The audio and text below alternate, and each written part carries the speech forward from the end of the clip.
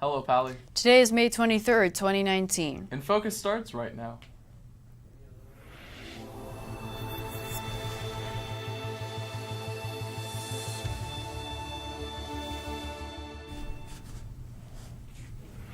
Yearbooks will be here soon. We will tell you where and how to get your copy. Environmental campaigners are rallying together in outrage. We'll tell you why. And many students get food off campus, but we will look at the food options available right here at Palo. All that and more is coming up on today's show. Welcome to Infocus. I'm Thomas Colburn. And I'm Jason Goldie. Jason, this is our last show together. Let's make it a good one. I'll try my best, Thomas, but I'm sure gonna miss you. Aw, I'll miss you too, Jason. And as Jason and I wrap up the year, there's still a lot of things happening on campus. Let's look at the campus bulletin. If you missed the deadline for yearbook purchases, don't despair. A limited amount are still available to purchase. Be sure to go to Miss Giffin's office in the Tower Building. Today is the last regular scheduled day for the year. Tomorrow there will be a special 7-period schedule so students can get prepared for finals. The schedule is on your screen now. Note that each class is only 45 minutes and the very final episode of Infocus will be at the end of 5th period. So bug your teachers if they don't turn it on. It's gonna be a good one. Moving on now to what's happening in the world and locally today. Let's take a look at what's topping today's headlines in today's News Minute. The number of migrant children who have recently died in custody has climbed to 6. A 10-year-old girl passed away in September at a hospital in Omaha, Nebraska. 5 other migrant children have died in custody since December. Environmental campaigners are raising the alarm after a sperm whale was found dead on an Italian beach with plastic in its stomach. The whale was so young that, quote, her teeth haven't come out yet. Sperm whales usually live for 70 to 80 years. There's an old saying that, see a penny, pick it up, all day long you'll have good luck. Today is a perfect day for that saying as Thursday is National Lucky Penny Day. Thomas, who's your favorite teacher? Without a doubt, I'd have to say our broadcast advisor, Mr. Hoprich. He's pretty much the most amazing human being I have ever met. He really could do no wrong. How about you? Who's your favorite teacher, Jason? I really like Mr. Gifford. We like to talk about math and sports. And I heard you got a chance to talk to him on camera as well? I sure did, Thomas. Check it out. Many teachers at Pally have dual roles. They could sponsor clubs, coach sports, or work with the robotics team. One particular first-year Pally teacher manages to teach math and be the head coach of the varsity football team. This teacher is Mr. Nelson Gifford, whose interest in Pally football started long before he started coaching. I played here at Palo Alto High School under Coach Earl Hansen. Mr. Gifford feels that these subjects have a strong connection. The football field is segmented into numbers. You have to understand percentages, understand how situations are controlled by statistics, and so mathematical analysis and football go hand in hand. He says that when it comes to managing both responsibilities, it's all about being organized and setting priorities. I take both of my assignments seriously, and I understand that being at my best in both is the most important thing, so I try to do my best to communicate with everyone that's involved, whether it be students or athletes or parents. Pally is lucky to have such a multi-talented teacher and coach. We're all excited to see what happens next fall on the football field. For Infocus, I'm Jason Goldie. Bonnie and Clyde are one of America's most infamous bank robbers. Infocus's resident historian Derek Dong is in the studio to tell us more about this deadly duo. Thanks, guys. On this day in 1934, notorious criminals Bonnie Parker and Clyde Barrow were shot to death by Texas and Louisiana state police while driving a stolen car near Sales, Louisiana. The couple teamed with various accomplices to rob a string of banks and stores across 5 states. Parker and Barrow are still seen by many as romantic figures. That's all from me. Back to you guys. Don't go anywhere, Pally. Infocus will be right back with the weather after this short break.